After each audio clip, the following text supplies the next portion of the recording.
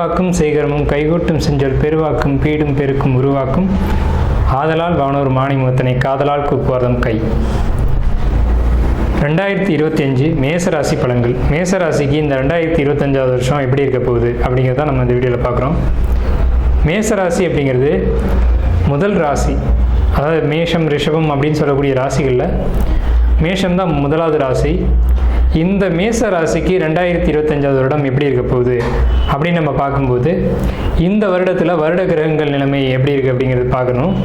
First இந்த வருடம் சனி பயிற்சி, குரு பயிற்சி, ராகு கேது பயிற்சி, இந்த 4 பயிற்சிகளுமே இருக்குது இந்த வருடத்தில். ஸோ இந்த பயிற்சிகளை ஒட்டி தான் இந்த பலன்கள் அப்படிங்கிறது அமையுது. ஃபஸ்ட்டு நமக்கு மார்ச் 29 அன்றைக்கி சனி பயிற்சி இருக்குது. மே 14 குரு பயிற்சி இருக்குது. மே 18 அன்றைக்கி ராகு கேதுக்கள், இந்த 2 கிரகங்களுடைய பயிற்சி இருக்குது. மொத்தம் 4 பயிற்சிகள் அப்படிங்கிறது இந்த ஆண்டில் ஏற்படுது. இது எல்லா ராசிக்கும் உள்ள விஷயந்தான். இது மேச ராசிக்கு என்ன விதமான தாக்கங்களை கொடுக்க இருக்குது அப்படிங்கிறத நம்ம பார்க்குறோம். மேச ராசி அப்படின்னு எடுத்துக்கும்போது இது முதல் ராசி. இதுலேயுமே ஒரு முதன்மையானவங்க அப்படின்னு எடுத்துக்கலாம். வைராக்கிய குணம் இருக்கும், பிடிவாத குணங்கள் அதிகமாக இருக்கும். தாங்கள் எடுத்துக்கிட்ட விஷயத்தை முடிக்காமல் அடுத்த வேலைக்குள்ளே போக மாட்டாங்க. ஸோ அந்த மாதிரியான ஒரு தைரியமான, ஒரு வீரமான, ஒரு நேர்மையான ராசி எது அப்படின்னு கேட்டிங்கன்னா மேச ராசி தான். பொருளாதாரத்துக்கு முக்கியத்துவம் கொடுக்க மாட்டாங்க. அறம் சார்ந்த விஷயங்களில் ஈடுபாடுகள் அதிகமாக இருக்கும் மேசராசியை பொறுத்த வரைக்கும். இந்த மேசராசிக்கு 2025 ஆண்டினுடைய கிரக நிலைகள் அமைப்பு அப்படிங்கிறது வருட கிரகமான குரு பகவான் உங்களுக்கு மே 14 அன்னைக்கு ரிஷபராசிலேருந்து மீன ராசிக்கு பயிற்சி ஆகிறாங்க. மார்ச் மாதம் 29 அன்னைக்கு சனி பகவான் கும்பராசிலேருந்து மீன ராசிக்கு பயிற்சி ஆகிறாங்க. ராகு 18 மே 18 மீன ராசிலேருந்து கும்பராசிக்கும், கேது கன்னி ராசிலேருந்து சிம்ம ராசிக்கும் இந்த பயிற்சிகள் அப்படிங்கிறது நடக்குது. இப்போது கிரக நிலைகள் அப்படின்னு எடுக்கும்போது 3ஆம் வீட்டில், அதாவது ராசிக்கு 3ஆம் வீட்டில் சந்திரன் என்ற ராசிக்கு 3ஆம் வீட்டில் குரு, 5ஆம் வீட்டில் கேது, 11ஆம் வீட்டில் ராகு, இந்த அமைப்புகள் தான் இருக்குது. 5ஆம் வீட்டுக்கு வரக்கூடிய கேது, 11ஆம் வீட்டுக்கு வரக்கூடிய ராகு, 12ஆம் வீட்டு சனி, 3ஆம் வீட்டு குரு, இதுதான் கிரக அமைப்பு. ஸோ இதை ஒட்டி என்ன மாதிரியான பலன்கள் நடக்குது அப்படிங்கிறத பார்க்கறதுக்கு முன்னாடி ஒரு சின்ன விஷயம் என்னன்னு கேட்டிங்கன்னா, இந்த ஆண்டு மார்ச் மாதம் அப்படிங்கிறது மேசராசிக்கு 7.5 சனியினுடைய ஒரு தொடக்கமாக இருக்குது. ஸோ இந்த 7.5 சனி பாதிக்குமா அப்படின்ற ஒரு கேள்வி எல்லாருக்குள்ளேயுமே இருக்கும். இந்த மேசராசி எல்லாருக்குமே இப்போத்துலேருந்தே அப்போ இந்த எண்ணங்கள் ஓட ஆரம்பிச்சிடும். ஸோ 7.5 சனி வருதுன்னு வர்றதுக்கு முன்னாடியே பயப்பட ஆரம்பிச்சிடுவாங்க. வரும்போது இருக்கிற மன அழுத்தத்தை விட வர்றதுக்கு முன்னாடி இருக்கக்கூடிய அழுத்தங்கள் தான் அதிகமாக இருக்கும். ஸோ 7.5 சனி அப்படிங்கிறது மார்ச் மாதத்துக்கு பிறகு மேசராசிக்கு இருக்குது அப்படிங்கிறது உண்மை தான். ஆனால் அது என்ன மாதிரியான தாக்கங்களை ஏற்படுத்த போகுது அப்படிங்கிறது அவர்களுடைய சுய ஜாதகத்தில் தான் அதனுடைய அமைப்பு அப்படிங்கிறது இருக்குது. ஸோ 7.5 சனியை கண்டு பயப்பட வேணாம் அப்படிங்கிறதான் நம்மளுடைய ஒரு சின்ன அறிவுரை. உங்களுடைய சுய ஜாதகத்தில் தசாபுத்திகள் நல்ல யோகமாக இருக்கும் பட்சத்தில் 7.5 சனி வந்த சுவடு கூட தெரியாமல் போயிட்டுருக்கும்.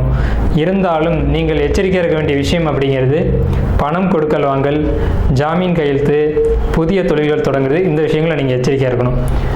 புதுசாக படிக்க போகிறீங்க அப்படின்னா ப்ராப்ளம் இல்லை. ஏற்கனவே படிச்சுக்கிட்டு இருக்க படிப்பில் முடிக்காமல் நீங்கள் அடுத்த ஸ்டெப்பு எதுவுமே பண்ணக்கூடாது. ஏன்னா படிப்பில் தடை அப்படிங்கிறது 7.5 சனி கொண்டு வரும். ரெண்டாவது விஷயம், புதிய தொழில்கள் தொடங்குனீங்க அப்படின்னா அதில் பிரச்சனைகளை கொடுத்து நீங்கள் எவ்வளோ தூரம் அதை முன்னேறி போகிறீங்க அப்படின்றத செக் பண்ணி பார்க்கும். இந்த சனி பகவானுடைய அமைப்பு அப்படிங்கிறது அப்படி தான் இருக்கும். அதே மாதிரி நண்பர்களை நீங்கள் யாரை நம்பணும், யாரை நம்பக்கூடாது அப்படின்றதுக்கான சரியான காலகட்டங்கள் இதுதான். அதே சமயத்துலேயும் நீங்கள் எல்லாருமேலேயும் சந்தேகப்படக்கூடாது அப்படின்றதுக்கான காலகட்டம் இதுதான். அதாவது இந்த காலகட்டத்தில் எதை பார்த்தாலுமே உங்களுக்கு பயமாக தான் இருக்கும். பயம் அப்படின்ற அச்ச உணர்வு இருக்கும். ஸோ அதனால் நீங்கள் நம்பிக்கைக்குரிய நபர்களை நீங்கள் நம்புறீங்களா, இல்லை அவங்க மேலே ஒரு அவநம்பிக்கையை நீங்கள் வச்சுக்கிறீங்களா அப்படின்றத இந்த 7.5 சனி ஏற்படுத்தும். எப்படின்னு கேட்டிங்கன்னா, ஒரு சின்ன உதாரணம் சொல்கிறோம். இப்போ உங்களுக்கும் இன்னொருத்தருக்கும் ஒரு நட்பு நீண்ட காலமாக இருந்திருக்கும். அவர் சொன்னதாக சொல்லி இன்னொரு நபர் உங்கள்கிட்ட ஒரு செய்தியை கொடுக்குறாருன்னு வைங்க. அதை நீங்கள் தான் அவர் சொல்லியிருப்பாரா இல்லையா அப்படின்ற ஒரு ஆய்வுக்கு எடுத்துக்கணும். அந்த ஆய்வுக்கு எடுத்துக்காமல் அவர் ஒருவேளை சொல்லியிருக்கலாம் அப்படின்ற ஒரு அனுமானத்துக்கு நீங்கள் போனீங்கன்னா அது 7.5 சனியினுடைய ஒரு தாக்கம் அப்படின்னு தான் நம்ம சொல்கிறோம். சரி, வாங்க இந்த ராசி பலன் அப்படின்ற ஒரு அமைப்புக்குள்ளே போகலாம். 3ஆம் வீட்டு குரு பகவான் என்ன செய்ய போகிறார்? 3ஆம் வீட்டு குரு பகவான் உங்கள் ராசிக்கு 7ஆம் வீட்டை பார்க்குறாங்க, உங்கள் ராசிக்கு 9ஆம் வீட்டை பார்க்குறாங்க, உங்கள் ராசிக்கு 11ஆம் வீட்டை பார்க்குறாங்க. சூப்பர், நல்ல ஒரு அற்புதமான அமைப்பு. என்னன்னு கேட்டிங்கன்னா, குரு பலன் அப்படின்ற ஒரு அமைப்பு இந்த 2025ஆம் வருடத்தில் இந்த குரு பயிற்சியில் உங்களுக்கு ஏற்படுது. ஸோ குரு பலன் என்னெல்லாம் செய்யும்? எல்லா சுபகாரியங்களையும் நடத்தி கொடுக்கும், அப்படிங்கிறதுல மாற்றமே இல்லை. திருமணம் இல்லை அப்படின்றவங்களுக்கு திருமணம், குழந்தை இல்லைன்றவங்களுக்கு குழந்தை, வீடு இல்லைன்றவங்களுக்கு வீடு, இந்த மாதிரியான சுப காரியங்கள் எல்லாம் நடத்தக்கூடிய ஆண்டாக உங்களுக்கு 2025ஆம் வருடம் இருக்கும் கண்டிப்பாக. ஃபஸ்ட்டு 7 சனி அப்படின்னு நம்ம சொன்னோம் அப்படின்னு சொன்னாலுமே கூட, இந்த 7 சனி காலகட்டங்களில் தான் எல்லாருக்குமே ஒரு நல்ல விஷயங்கள் அப்படிங்கிறது நிறைய நடக்கும். ஸோ அந்த அமைப்பை கொடுக்கக்கூடிய ஒரு அமைப்பை யார் செய்கிறாங்க அப்படின்னு பார்த்தீங்கன்னா, குரு அப்படின்ற பாக்கியாதிபதி. இந்த மேசராசிக்கே யோகாதிபதி, முழு யோகாதிபதி யாருன்னு கேட்டிங்கன்னா குரு பகவான் தான். குரு பகவானால் மட்டும்தான் மேசராசிக்கு, மேச லக்னத்துக்கு நன்மைகளை செய்ய முடியும். அவர் நல்ல இடத்துக்கு வந்திருக்கார். 3ஆம் இடம் அப்படின்னு சொல்லக்கூடிய மறைவு ஸ்தானம் அப்படின்னு எடுத்தாலும், அவர் மறைஞ்சும் நல்லதை கொடுக்கக்கூடியதுக்காக மறைஞ்சிருக்காங்க. அவங்க பார்க்கக்கூடிய இடங்களை பாருங்கள். உங்களுக்கு 7ஆம் இடம், உங்களுக்கு 9ஆம் இடம், உங்களுக்கு 11ஆம் இடம். அதாவது கலஸ்திரஸ்தானம், கூட்டாளிகள்னு சொல்லக்கூடிய இடம், பாக்கியஸ்தானம் சொல்லக்கூடிய இடம் ரொம்ப முக்கியம். பாக்கியஸ்தானம் அப்படின்ற இடம் ஒரு ஜாதகத்தில் ரொம்ப முக்கியமான ஒரு இடம். அந்த இடத்த குரு பகவான் பார்க்குறாங்க. தன் வீட்டை பார்த்த கிரகத்துக்கு வலிமை அதிகம். ஸோ குரு பகவான் தன் வீட்டை பார்த்து, மேஷத்துக்கு பாக்கியஸ்தானத்தை பார்த்து மிகப்பெரிய ஒரு நன்மைகளை ஏற்படுத்தி கொடுக்குறாங்க. ரெண்டாவது விஷயம், உங்களுக்கு 11ஆம் வீட்டை பார்க்குறாங்க. 11ஆம் வீட்டுக்கு ராகு பகவான் ஆல்ரெடி வர்றாங்க. இந்த மே மாதத்தில் ராகு பயிற்சி அப்படிங்கிறது உங்கள் ஜாதகத்தில் உங்கள் ராசிக்கு 11ஆம் இடத்துக்கு வரும்போது உங்களுக்கு லாபமான எல்லா விஷயங்களும் கிடைக்கும். புதிய தொழில்கள் தொடங்க வேணாம்னு மட்டும்தான் நம்ம சொல்லியிருக்கோம். ஏற்கனவே இருக்க தொழிலில் லாபம் உண்டு அப்படிங்கிறதுல மாற்றம் இல்லை. அதை ஏற்படுத்தி கொடுக்கக்கூடிய அமைப்பு அப்படிங்கிறது 11ஆம் இடத்து ராகு அப்படின்ற ஒரு அமைப்பு தான். உங்களுக்கு ஜனவரி, பிப்ரவரி, மார்ச்சுகளில் மட்டும் பார்த்தீங்கன்னா இந்த சனி ராகு சேர்க்கை இருக்கும். இந்த காலகட்டங்கள் நீங்கள் ரொம்ப சாதகமாக பயன்படுத்திக்க வேண்டிய ஒரு காலகட்டம். இந்த 2 மாதத்தில் தொழில்களில் ஒரு பிரம்மாண்ட வளர்ச்சி இருக்கும், சின்ன சின்ன நெருக்கடிகளும் இருக்கும். அதே சமயத்தில் 5ஆம் வீட்டுக்கு வந்திருக்கக்கூடிய கேது பகவான். 5ஆம் இடம் என்பது புத்திரஸ்தானம் அப்படின்னு சொல்லுவாங்க ஜோதிடத்தில். இந்த புத்திரஸ்தானத்துக்கு கேது பகவான் வந்திருக்காங்க அப்படின்றதுனால குழந்தைகள் வழியில் ஏதாவது சின்ன சின்ன ஒரு இடர்பாடுகள், ஒரு சின்ன மன வருத்தங்கள் அப்படிங்கிறது ஏற்படும். இனம் புரியாத ஒரு பயம், இனம் புரியாத ஒரு சஞ்சலம், இதெல்லாம் உங்களுக்கு ஏற்படக்கூடிய ஒரு வாய்ப்புகள், ஒரு அமைப்பு அப்படிங்கிறது இந்த காலகட்டத்தில் இருக்குது. ஸோ தேவையற்ற விஷயங்களுக்கு அச்சப்பட வேண்டாம் அப்படின்ற ஒரு அட்வைஸ் தான் நம்ம கொடுக்குறோம். ஏன்னா காரணமே இருக்காது, ஆனால் ஒரு கவலை மட்டும் மனசுக்குள்ளே இருக்கும். காரணமே இல்லாத ஒரு கவலை அப்படிங்கிறது நீங்கள் இடம் கொடுக்க வேணாம். ஏன்னா நீங்கள் எப்போவுமே ஒரு பாசிட்டிவாக இருந்தீங்க அப்படின்னா உங்களை சுற்றி நல்ல விஷயங்கள் நடந்துக்கிட்டே இருக்கும். அப்படின்றதுனால தேவையற்ற கவலைகளுக்குள்ளே போனால் மனம் சார்ந்த விஷயங்களில் கொஞ்சம் தெளிவாக இருக்கணும். அதாவது யோகா பண்ணுறது, மெடிடேஷன் பண்ணுறது, இந்த மாதிரியான விஷயங்களை எடுத்துக்கிட்டு உங்கள் மனசை எப்பவும் தெளிவாகவும், மனசு எப்பவும் தெளிவாகவும் தூய்மையாகவும் வச்சுக்கோங்க. மனசுக்குள்ளே தேவையற்ற எண்ணங்களுக்கு இடம் கொடுக்காதீங்க.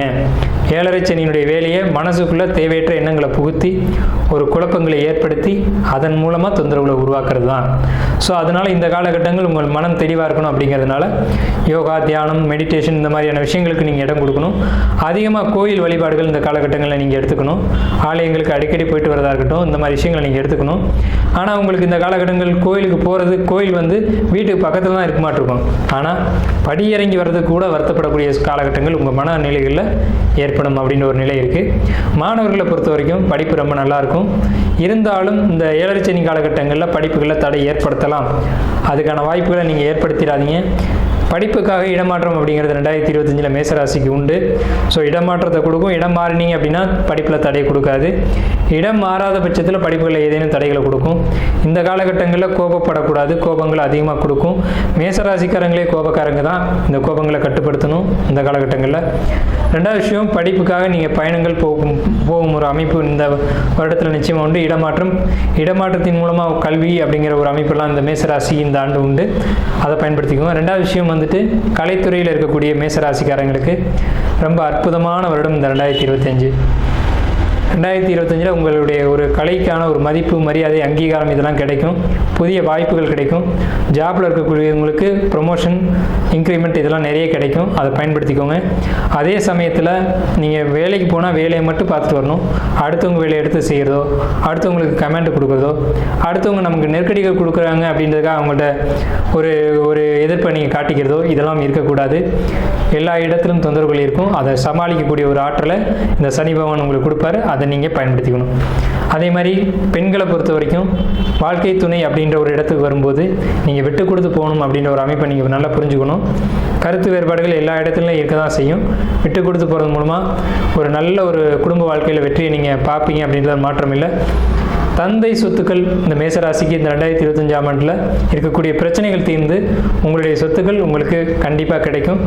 தந்தைக்கு உடல் ஆரோக்கியம் அப்படிங்கிறது நல்ல ஒரு விதத்தில் மேம்பாடு அடையும். தந்தைக்கு எந்த விதத்திலையும் மேசராசிக்கு இந்த 2025ஆம் வருடம் பாதிப்புகள் இல்லை அப்படிங்கிற ஒரு விஷயத்தை ரொம்ப ஸ்ட்ராங்காக சொல்கிறோம். ஸோ இந்த அமைப்புகள்லாம் மேசராசி பொறுத்த வரைக்கும் 7 சனி அப்படின்னு நீங்கள் பயப்பட்டாலும் பயப்பட வேண்டிய அவசியம் இல்லை அப்படிங்கிறது நம்மளுடைய கருத்து. 2025ஆம் வருஷம் வந்து மேசராசிக்கு ரொம்ப நல்ல பலன்களை நல்ல விதத்தில் தான் சொல்லிகிட்டு இருக்கு. படிப்பு, கல்வி, பொருளாதாரம் இதை பொறுத்த வரைக்கும் ரொம்ப சூப்பராக இருக்குது. கலைத்துறையில் இருக்கிறவங்களுக்கு நல்ல ஒரு வெற்றியை கொடுக்குது இந்த 2025ஆம் வருடம். புதிய வீடு கட்டக்கூடிய ஒரு அமைப்பு, கட்டின வீட்டை வாங்கக்கூடிய அமைப்பு, இந்த யோகம்லாம் இந்த 2025 மேசராசிக்கு இந்த ஆண்டு ஏற்படும். இதை பயன்படுத்திக்கோங்க. தொழிலில் சுணக்கங்களை கொடுத்தாலும் வெற்றிகள் நிச்சயமாக உண்டு அப்படிங்கிற ஒரு அமைப்பு இருக்குது. 12ஆம் வீட்டிற்கு வந்திருக்கக்கூடிய சனி பகவான் பயணங்கள் மூலமாக தொழில் வெற்றி அடையக்கூடிய ஒரு வாய்ப்புகளை கொடுப்பாங்க. பயணங்கள் நிறைய இருந்துக்கிட்டு இருக்கும். தேவையற்ற பயணங்களை குறைச்சிக்கோங்க. தூக்கமின்மை பிரச்சனைகள் ஏற்படலாம். அதுக்கு தான் நம்ம ஏற்கனவே சொன்னோம், மனதை தெளிவாக வச்சுக்கோங்க அப்படின்ட்டு. ஸோ இந்த ஒரு அமைப்பு இந்த 2025ஆம் வருடத்தில் மேசராசிக்கு நல்ல ஒரு யோகமான அமைப்பாக இருக்குது. 2025ஆம் வருடம் மேசராசிக்காரங்க வழிபட வேண்டிய தெய்வம் அப்படின்னு நீங்கள் எடுத்துக்கிட்டிங்கன்னா, உங்களுக்கு மீன ராசியில் சனி இருக்காங்க, உங்களுக்கு தனுசு ராசியை அவர் வீட்டை குருவே பார்க்குறாரு அப்படிங்கிறதுனால அனுமன் வழிபாடு. தனுசு அப்படின்னாலே எதையும் பெருசாக்கக்கூடிய ஒரு இடம் அப்படின்னு தான் அர்த்தம். தன்னுடைய உருவத்தை பெரிதாக்குன ஒரு தெய்வம் அப்படின்னா அனுமன் தான். திடீர்னு உருவத்தை பெரிதாக்கக்கூடிய ஒரு அமைப்பு அப்படின்றது அவர்கிட்ட இருந்தது. ஸோ அனுமன் வழிபாடு 2025ஆம் வருடம் மேசராசிக்கு மிகப்பெரிய வெற்றிகளை ஏற்படுத்தி கொடுக்கும் அப்படின்ற ஒரு விஷயத்தோடு நம்ம நிறைவு செய்வோம். நன்றி, வாழ்த்துக்கள்.